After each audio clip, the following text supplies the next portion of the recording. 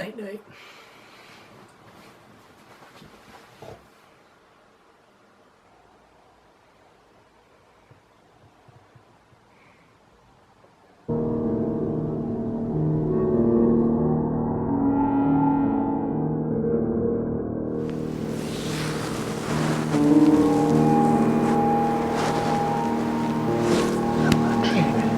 This is a dream.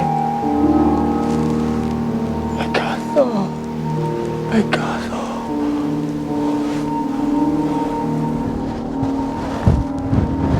This is Cessford Castle on the Scottish borders. Once home to the Dukes of Roxburgh. But the borders is littered with castles. And a lot of them have a more interesting, mysterious and exciting history than this one. Let's investigate.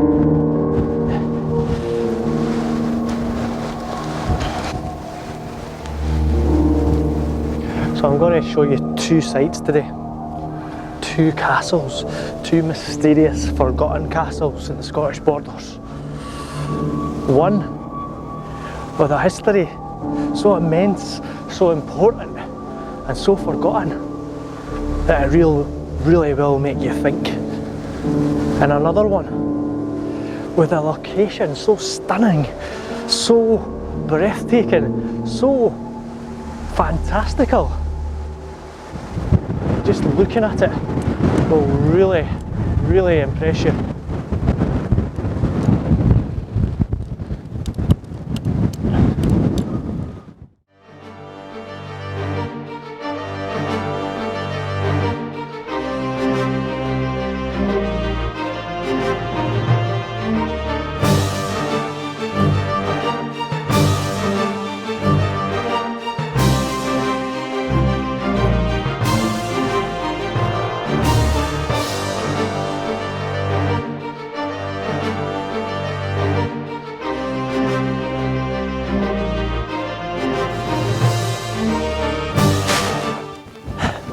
This is the Haining House, a wonderful if somewhat neglected mansion right in the heart of Selkirk.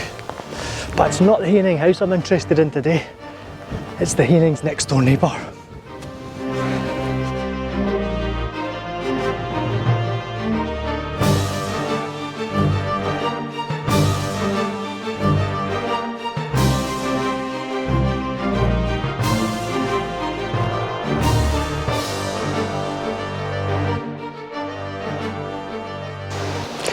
Because this rather inconspicuous, mundane looking small hill was once the site of the fortress known as Selkirk Castle.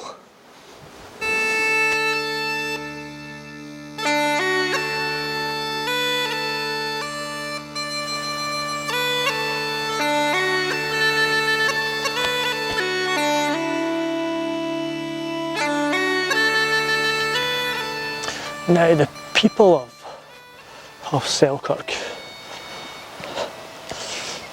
are rightly proud of their heritage, and particularly at the time of common riding, when you commemorate and celebrate the battles of Flodden and the common grounds of Selkirk. And, it's well written if you want to research that. But for me, this site here, Selkirk Castle, was every bit as important as these things, if not more so. And it was particularly important during the time of the Scottish Wars of Independence. And two of the main characters, or the two main characters in those wars, were William Wallace and Edward Longshanks. And I can tell you that Selkirk Castle has connections to both.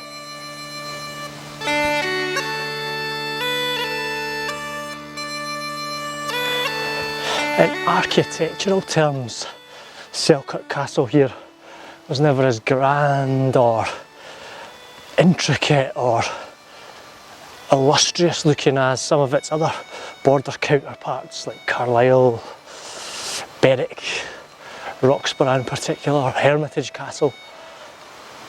But it was, however, still an extremely important site.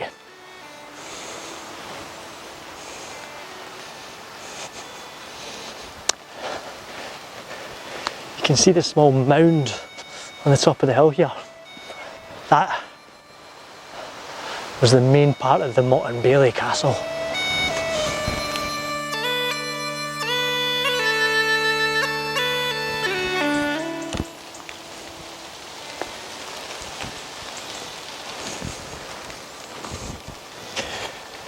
In 1301, Longshanks himself was at this site in person to order the rebuilding, strengthening and refortification of the whole place. The structure was at the gateway to the Ettrick Forest, and the Ettrick Forest was where Wallace and his band of rebels were hiding out and making attacks on the English. So I could be standing in the exact spot that Longshanks stood in 1301. Build me the castle.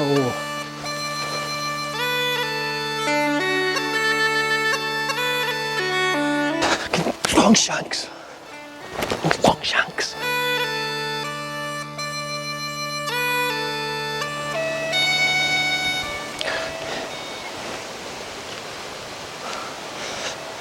I suppose it wasn't very good news at the time, but it's good news now for historians that the castle here at Selkirk spent a lot of its time during the Wars of Independence in English hands, which meant detailed records were kept of the castle, and that's why we know all this stuff went on.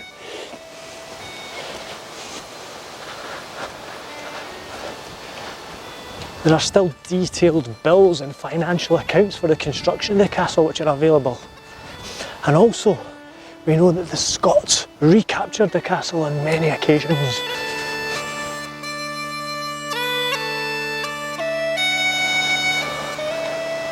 Now Wallace and his band of rebels were hiding out in Ettrick Forest. That's why this castle was so important to the Longshanks, remember. That's why he garrisoned 6,000 men here. 6,000 men. But my theory is this. Some of the raids by Scottish warriors and rebels to retake this castle were led by Wallace himself. Why wouldn't they be? You know, in Selkirk we seem to be convinced that Wallace was made the Guardian of Scotland in the church in Selkirk. For me, there's more history and more exciting history than that. I think Wallace was part of the team of Scotsmen that raided this castle from the English. 6,000 troops stationed here. And remember, Longshanks himself was here to survey this site and order the building of the castle itself.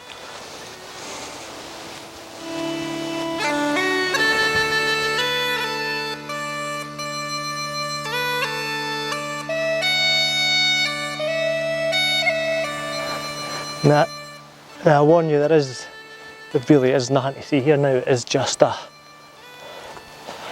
mound of earth, and you need to use a bit of imagination to think what the castle would have looked like.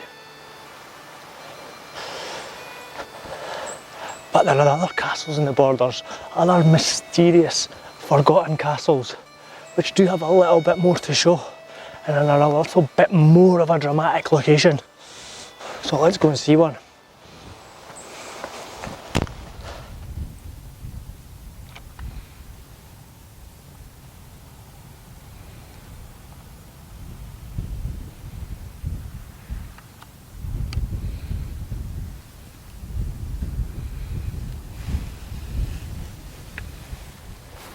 This is the stunning Berwickshire coastline, just north of Coldingham.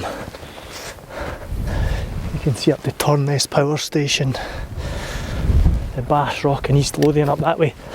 But somewhere around here is the remains of one of the most dramatic castles in the whole of the UK. Let's go and see if we can find it.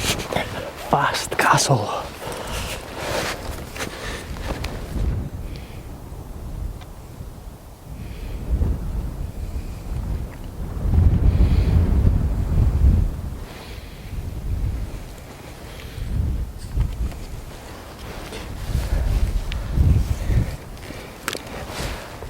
Actually pretty high up on the cliffs here. It's a pretty good walk, like, you know, even if there was nothing to see at the end of it. But let me tell you, there's definitely something to see at the end of it.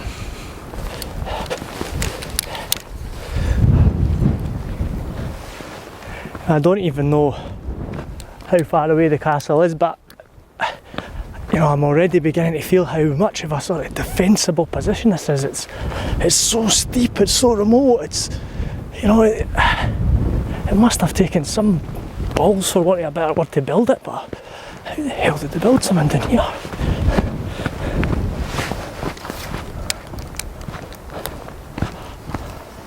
Aha, there she is.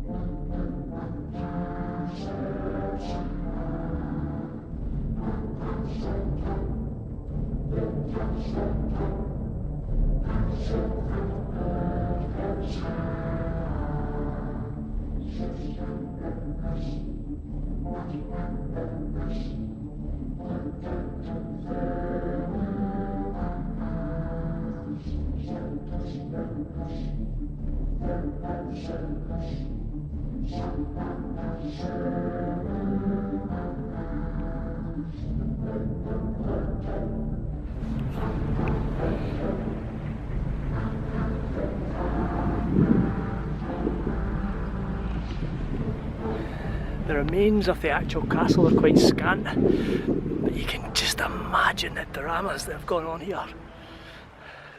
Mary Queen of Scots is rumoured to have stayed here a few times.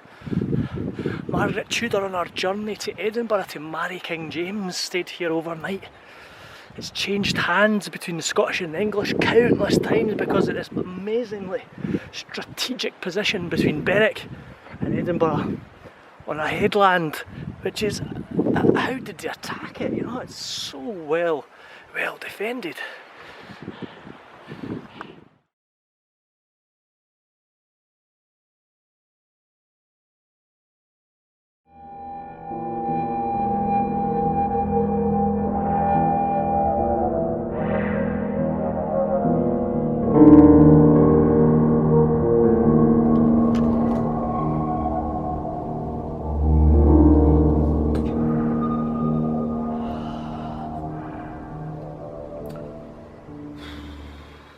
More weird dreams about castles.